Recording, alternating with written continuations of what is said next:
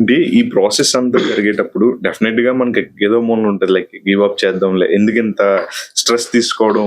And పక్కన ఏంటంటే ఇది ఎట్లా ఉంటుంది, ఒక ఇంజనీరింగ్ చదివి బయటకు వచ్చిన వాళ్ళు ఏదో చాలా ఎక్స్పెక్టేషన్స్, సొసైటీ ఎక్స్పెక్టేషన్స్ కావచ్చు, చుట్టుపక్కల రిలేటివ్స్ ఎక్స్పెక్టేషన్స్ కావచ్చు, చాలా పెట్టుకుంటారు. ఈడు ఇంజనీర్ అయ్యే ఏదో సంథింగ్ రకరకాలుగా ఉంటాడు. బట్ ఇక్కడ యాక్టింగ్ ఫీల్డ్ కి వచ్చేసరికి అది డిఫరెంట్. లైక్ మనం ఎంత స్ట్రగుల్ అవుతామో లైక్ మనకు మాత్రమే తెలుసు. లేదా ఈ ఫీల్డ్ లో ఉన్నవాడితో నువ్వు షేర్ చేసుకున్నట్టుగా అర్థం అవుతుంది, కానీ బయటోడికి చెప్తే అసలు అర్థం కూడా కాదు. అలాంటి టైము వాడు నా పక్కనోడు ఒకటి జాబ్ చేస్తాడు, లేదా మనకన్నా చిన్నోడు ఉంటాడు, ఆడు జాబ్ చేస్తాడు, ఒక మంచి ఎర్న్ చేస్తూ ఉంటాడు. ఇలాంటి సిచ్యువేషన్స్ వచ్చినప్పుడు అంటే ఫ్యామిలీ రిలేటివ్స్ లో డెఫినెట్ గా ఏం చేస్తాడు మేము సినిమాలో ఎందుకు చూడు ఇట్లాంటివి ఉండే కదా. అంటే మా రిలేటివ్స్ లో లక్కీగా ఎట్లుంటది అంటే చిన్నప్పటి నుంచి నేను మస్తు చదివేటండి. ఓకే, చదువు బాగా చదువుతుండే. కొంచెం ఇంజనీరింగ్ వచ్చినాక జర డైల్యూట్ అయిపోయినాం కానీ డీవియేషన్స్ వల్ల బాగా చదువుతుండే. అండ్ మా రిలేటివ్స్ లో మా ఫ్యామిలీలో కూడా ఇప్పుడు ఎవరినైనా చూపి వాడిని చూసి నేర్చుకోవాలి ఎట్లా చదువుతుంది ఇట్లుంటుండే. అండ్ ఎవరికి నేను సినిమా రిలేటివ్స్ లో తెలియదు ఎక్కువ. మేం ఫేమస్ అనే ఒక సినిమా వచ్చిన తర్వాత వీడు సినిమాలకు వచ్చిందని తెలుసు, కానీ అంతకుముందు అంత ఎవరైనా కంపారిజన్ చేయాలంటే నాతోనే కంపేర్ చేస్తుండే, నన్ను వేరే వాళ్ళతో కంపేర్ చేయకపోతుండే. అండ్ అంత డిస్కరేజ్ చేసేటోళ్ళు కూడా ఎవరు కాదు రిలేటివ్స్ లో. ఏదన్నా ఉంది అంటే ఇక్కడికి వచ్చిన తర్వాత ఇంకా మనం డైలీ పడే ఈ సినిమా కష్టాలు అంటే ఇవి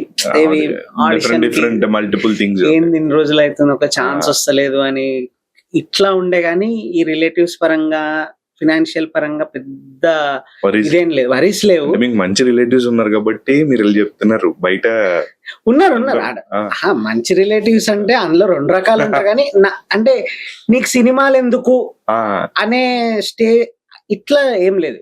ఏం మిగతా స్నేక్స్ అవి ఉంటాయి, అది వేరే విషయం. కానీ వేరే విషయాలల్లా ఈ అంటే వీడు ఏం చేస్తున్నాడు అనేది ఎవరు అంత చూడలేదు.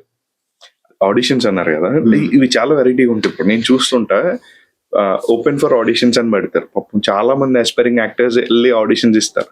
బట్ వాళ్ళు వెళ్ళేటప్పటికే ఆల్రెడీ క్యారెక్టర్స్ వీళ్ళు చేయాలని ఫిక్స్ అయిపోయినాయి ఉంటాయంట. సో కానీ పాపం వీళ్ళు వెళ్ళి చాలా జెన్యున్ ఎఫర్ట్ ఎక్కడి నుంచో దిల్సుఖ్ నగర్ నుంచి ఇక్కడ ఫిల్మ్ నగర్ వచ్చి ఆడిషన్ ఇచ్చి వెళ్తారు. అదే రేపు ఎల్లుండే సినిమా చేసేద్దాం. దిల్సుఖ్ నగర్ ఎందుకు, ఒక్కొక్కళ్ళు అయితే వైజాగ్ నుంచి వస్తారు, విజయవాడ నుంచి వస్తారు. అడిగితే బ్రో ఎక్కడ ఉంటావు అంటే నా విజయవాడ నుంచి ఇది వచ్చిందన్న మళ్ళీ వెళ్ళిపోవాలా. హోల్ సినారియో ఒకసారి ఆడిషన్స్ చెప్పండి. లైక్ ఎలా లైక్ మీరు వెళ్ళినప్పుడు వస్తుంటారు కదా ఆడిషన్స్ ఎట్లా ఉంటే అదే ఇప్పుడు ఒకటి ఆల్రెడీ ఫిక్స్ అయి ఉంటారు, బట్ స్టిల్ పెడతారు. అది ఏందో తెలియదు. ఇది ఒక రకం. అవును. ఇంకో రకం ఎట్లుంటది అంటే పిలుస్తారు, పోతాం, నీకేమొచ్చది చేయండి, నాకేమొచ్చది మీకు ఏ క్యారెక్టర్ కావాలో చెప్తే నేను ఆ టైప్ లో చేస్తా. అంటే ఇప్పుడు ఏదైనా సాడ్ క్యారెక్టర్ కావాలనుకోండి, నీకేదొస్తుంది వాళ్ళకి కావాల్సిన సాడ్ క్యారెక్టర్, కానీ నీకేదొస్తుంది చేయమంటే నేను ఏదో పళ్ళు అమ్ముకునేటోన్నా పూలు అమ్ముకునేటోన్నా హుషారుగా చేస్తాను. నీకు ఏమర్థమవుతుంది నేను సాడ్ గా చేస్తున్నా లేదా అని చెప్పి. ఇట్లా ఉంటాయి కొన్ని. క్లారిటీ ఉండదు. నువ్వు ఏదైనా స్క్రిప్ట్ ఇవ్వకు, కానీ సిచ్యువేషన్ చెప్పి నువ్వు ఈ సిచ్యువేషన్ లో ఏం చేస్తావు అంటే అదొకటి రకం. అంతేగాని నీకు ఏదొస్తుంది చెయ్యి అంటే అది జర్రా అనిపిస్తుంది. కొంతమంది ఏంటంటే ఫస్ట్ నీకు ఏమొస్తుందో చెయ్యని అడుగుతారు, అడిగి తర్వాత వాళ్ళకి ఏం కావాలో అది చెప్తారు. అందులో మళ్ళీ రెండు రకాలు ఉంటాయి, కానీ ఎక్కువ ఫస్ట్ రకం ఉంటది. అట్లా మీ ఫస్ట్ ఛాన్స్ రాకముందు ఎన్ని ఆడిషన్స్ ఇచ్చుంటారు? ఇచ్చినప్పుడు బాగానే ఇచ్చిన, అంటే ఇప్పుడు అంత లెక్క పెట్టలే కానీ పోతుండే. ఏడు ఆడిషన్ ఉన్నా గానీ అందరం డెక్కన్ స్టూడియోస్ లో నాతో పాటు శివ అని ఒక యాక్టర్ ఉంటుండే. సో అన్న నేను కలిసి నా బండి మీద స్ప్లెండర్ ఉంటుంది, వేసుకొని తిరుగుతూనే ఉంటుండే. ఒకసారి రామానాయుడు స్టూడియోలో ఒక ఆడిషన్, ఏదో వేరే మూవీది ఆడిషన్ ఉండే. తీరా పోయి చూసేసరికి అది మెయిన్ రోడ్ మీదకి వచ్చి పెద్ద లైన్. అది ఎప్పుడో పొద్దుగాల 9 బజేకి పోతే సాయంత్రం 6 అయింది. పోయినాం, చేసానన్నా ఓకే అన్న పక్క జరుగు అన్నాడు. చేస్తున్నా కదన్నా, ఓకే నువ్వు తీసుకోకపో అది వేరే సంగతి, కానీ అట్లీస్ట్ కంప్లీట్ అన్నా చేయాలి కదా. ఓకే ఓకే ఓకే ఇట్లుంటాయి. ఎప్పుడన్నా అనిపించిందా లైక్ ఏంటి మనకి అనిపిస్తుంది తిరిగినప్పుడు చేసినప్పుడు బాధ అనిపిస్తుంది కదా. అంటే ఎందుకు వస్తలేదు ఛాన్స్, అంటే మనం అంత వర్త్ క్యాండిడేట్ కాదా? ఓకే మన లోపల ఎంత సరే గొప్ప మంచి యాక్టర్ కాకపోయినా ఎంతో కొంత మన లోపల ఉంటది అట్లీస్ట్ అవును. ఒక్క ఛాన్స్. ఇన్నేళ్ళు అయిందే, 5 years అయిందే, 6 years అయిందే అని ఉంటుండే. అవును. బట్ బాధపడితే ఒక 5 minutes మళ్ళా మినిట్ మళ్ళీ నెక్స్ట్ మినిట్ మళ్ళా కింది పోయి చాయ్ తాగేసి సెట్ ఆ, ఇట్లానే ఉంటుంది. అవును. బాధ ఉంటది ఖచ్చితంగా, కానీ ఎంతసేపు అని కూర్చుందా మళ్ళీ ఇక వేరేది పోవాలి.